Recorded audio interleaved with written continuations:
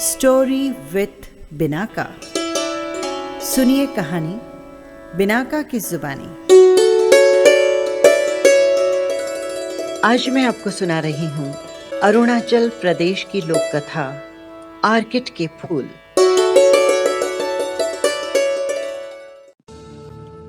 Orchid और orchid जैसे सुंदर फूलों के संबंध में लोगों में अनेक प्रकार के विश्वास और किंवदंतियां प्रचलित है। कहते हैं कि किसी समय एक बड़ा ही नेक और ईमानदार राजा राज्य करता था। उसके राज्य में ऊंचे ऊंचे पहाड़, घने जंगल, हरे भरे बगीचे और कल कल करती नदियां और सुंदर सुंदर पशु पक्षी थे। राजा अपनी प्रजा का बहुत ध्यान रखता था, इसीलिए उसकी प्रजा बहुत सुखी थी।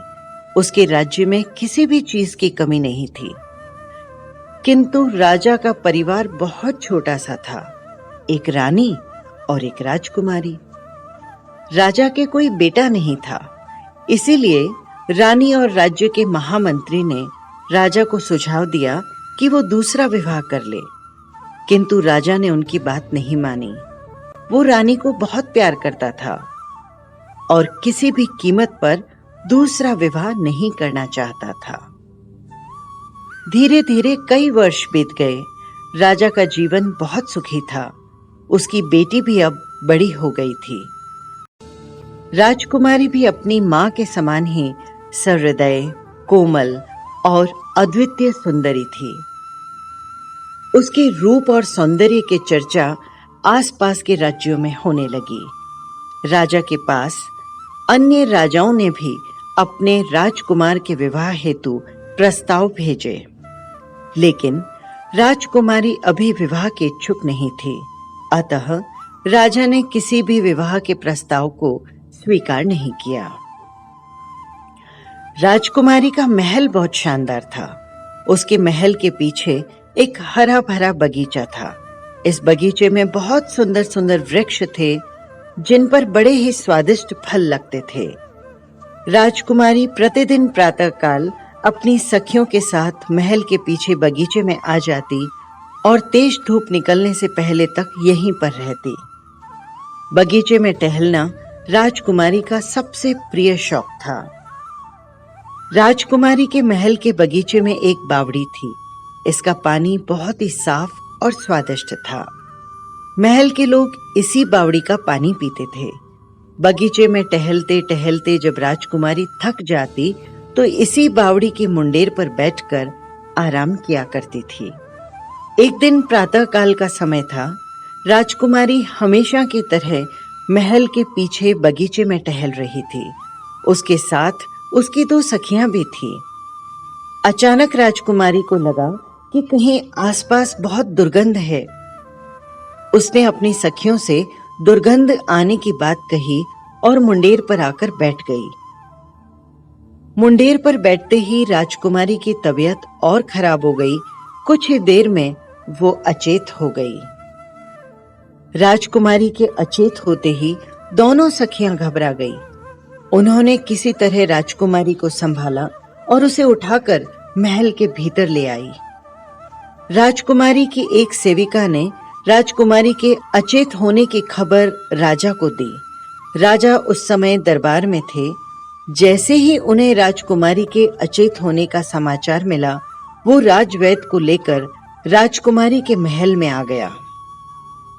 राजवैद्य ने राजकुमारी का जब परीक्षण किया तो उसकी समझ में बस इतना ही आया कि राजकुमारी की बेहोशी का कारण कोई दुर्गंध है।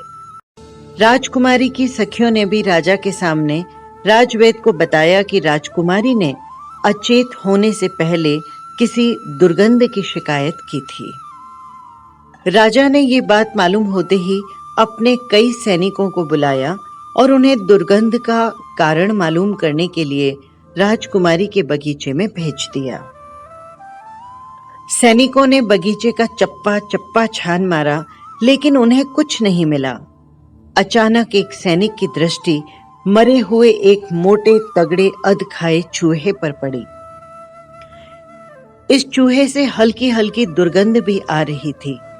संभवतः रात को बिल्ली या कोई पक्षी उस चूहे को यहाँ ले आया होगा और आधा खाकर राजकुमारी के बगीचे में छोड़ गया होगा। सेवकों ने तुरंत जाकर राजा को खबर दी।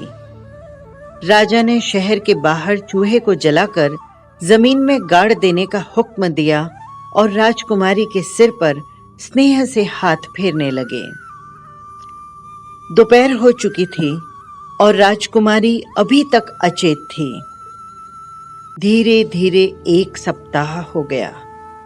राजकुमारी को अभी तक होश नहीं आया था। राजवैद्य उसे तरह तरह की औषधियां दे रहे थे, लेकिन उस पर किसी भी औषधि का कोई प्रभाव नहीं पड़ा। राजा, रानी और राज्य के सभी लोग बहुत दुखी थे और राजकुमारी के शीघ्र होश में आने के लिए ईश्वर से प्रार्थना कर रहे थे। इसी तरह 1 सप्ताह और बीत गया, लेकिन राजकुमारी को होश नहीं आया। इसी मध्य राजवैद्य ने अपने राज्य के अन्य वैद्यों और पड़ोसी राज्यों के वैद्यों को भी बुलवाकर उनसे परामर्श किया और राजकुमारी को बहुत प्रभावशाली औषधियां दी, लेकिन सभी औषधियां बेअसर रही। राजा और रानी 2 सप्ताह से राजकुमारी के पास ही बैठे हुए थे। उनसे राजकुमारी की हालत देखी नहीं जा रही थी। राजकुमारी बिना कुछ खाए पिए 2 सप्ताह से अचेत पड़ी थी। राजवैद्य और उनके साथी वैद्यों की औषधियों को बेअसर होता देख राजा रानी की चिंता बढ़ती ही जा रही थी। उनकी समझ में नहीं आ रहा था कि क्या करें और क्या न करें। इसी तरह 1 महीना बीत गया। राजकुमारी अभी भी अचेत थी। उसका सुंदर गुलाबी चेहरा पीला पड़ गया था और आंखों के नीचे की ओर कालिमा सी छा गई थी। राजा, रानी, राज्यवैद्य और उनके साथी वैद्य सभी हिम्मत हार चुके थे। एक विशाल कक्ष के मध्य पड़े पलंग पर राजकुमारी निर्जीव सी पड़ी थी। उसके पास रानी और राजा बैठे थे। राजकुमारी से कुछ दूर दूरी पर खड़े राजवैद्य, महामंत्री, सेनापति, राजपुरोहित सभी आपस में राजकुमारी की बीमारी के संबंध में विचार विमर्श कर रहे थे। अचानक महामंत्री के मस्तिष्क में एक विचार आया। महामंत्री तुरंत अपने स्थान से उठा और राजा के पास पहुंचकर हाथ बांधकर खड़ा हो गया। महामंत्री ने राजा को सुझाव दिया कि वो अपने राज्य में और आसपास के राज्यों में ये डुग्गी पिटवा दे कि जो व्यक्ति राजकुमारी को ठीक कर देगा उसे सोने की 1,00,000 मोहरें पुरस्कार में दे दी जाएंगी। राजा को महामंत्री का ये सुझाव अच्छा लगा। उसने इस सुझाव को और भी आकर्षक बनाते हुए महामंत्री से कहा कि वो ये डुग्गे पिटवा दे कि जो व्यक्ति राजकुमारी को ठीक कर देगा उसे आधा राज्य पुरस्कार में दे दिया जाएगा। महामंत्री ने राजा की आज्ञा पाकर अपने राज्य में और आसपास के राज्यों में ये डुग्गी पिटवा दी और पुरस्कार में आधे राज्य की घोषणा करवा दी। अगले दिन से ही एक से बढ़कर एक अनुभवी वैद्य आने लगे। वे आधे राज्य के लालच में अच्छी से अच्छी औषधि राजकुमारी को देते, किंतु कोई लाभ नहीं होता। अंत में वे वापस लौट जाते। ये क्रम भी 15 दिन तक चलता रहा। एक लंबा समय बीत चुका था। राजकुमारी अभी तक अचेत थी। उसकी स्थिति में अंश मात्र भी सुधार नहीं हुआ। राजा, रानी, मंत्री, सेनापति, राजवैद्य, राजपुरोहित सभी निराश हो चुके थे। अब राजकुमारी के ठीक होने की कोई भी आशा नहीं रह गई थी। प्रातः काल का समय था। अचानक एक सेवक ने राजकुमारी के महल में प्रवेश किया और बताया कि एक परदेसी युवक आया है और उसका दावा है कि वो राजकुमारी को ठीक कर देगा। राजा को आशा की एक किरण दिखाई दी। उसने सैनिक को आदेश दिया कि पूरे सम्मान के साथ नवयुवक को ले आए। सैनिक ने राजा की आज्ञा का पालन किया और नवयुवक को महल के भीतर ले आया। राजा ने नवयुवक को देखा तो देखता ही रह गया। नवयुवक 20-22 वर्ष की आयु का था। वो राजकुमारों के समान सौम्य और सुंदर था। नवयुवक के चेहरे पर एक अजीब सा आकर्षण और आत्मविश्वास था। राजा के साथ ही राजा के आसपास के लोग भी नवयुवक को बड़े ध्यान से देख रहे थे। नवयुवक ने सर्वप्रथम राजा और रानी को अभिवादन किया और उसके बाद उनसे पूरी बात बताने को कहा।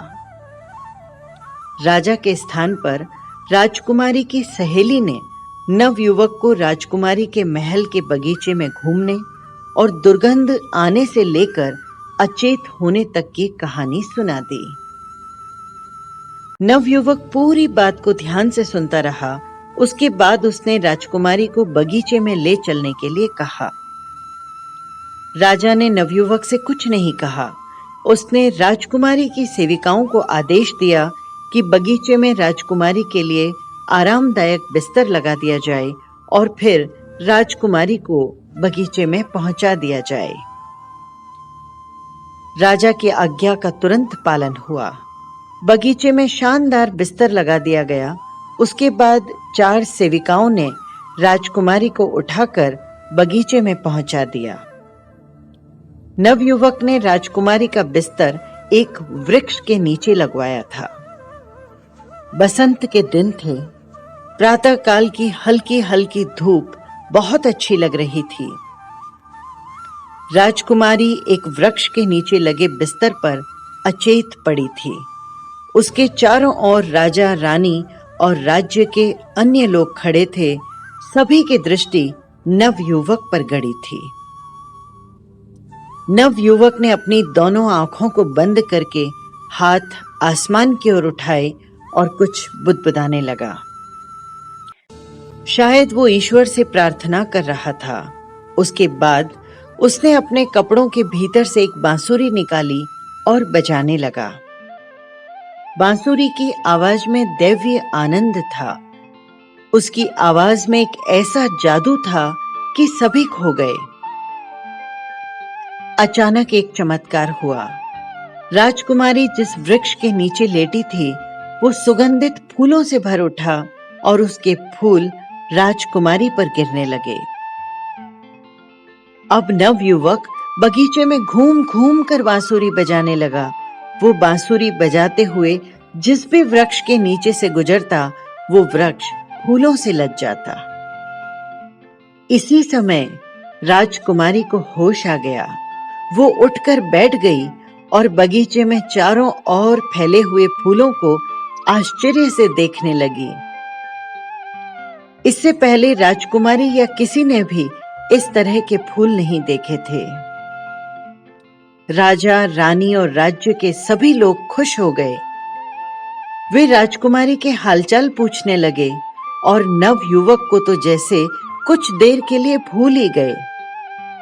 जब उन्हें नवयुवक की याद आई तब तक वो जा चुका था। राजा और उसके सेवकों ने नवयुवक को ढूंढने का बहुत प्रयास किया किंतु वो नहीं मिला। अगले दिन सभी ने देखा राज्य के सारे वृक्षों पर रंग बिरंगे फूल खिले थे और उनकी सुगंध से पूरा वातावरण महक रहा था। कहते हैं कि ये युवक प्रतिवर्ष बसंत में बांसुरी बजाता हुआ निकलता है और उसकी बांसुरी की आवाज से सभी वृक्ष आर्किड के फूलों से लद जाते हैं और चारों ओर मोहक सुगंध फैल जाती है।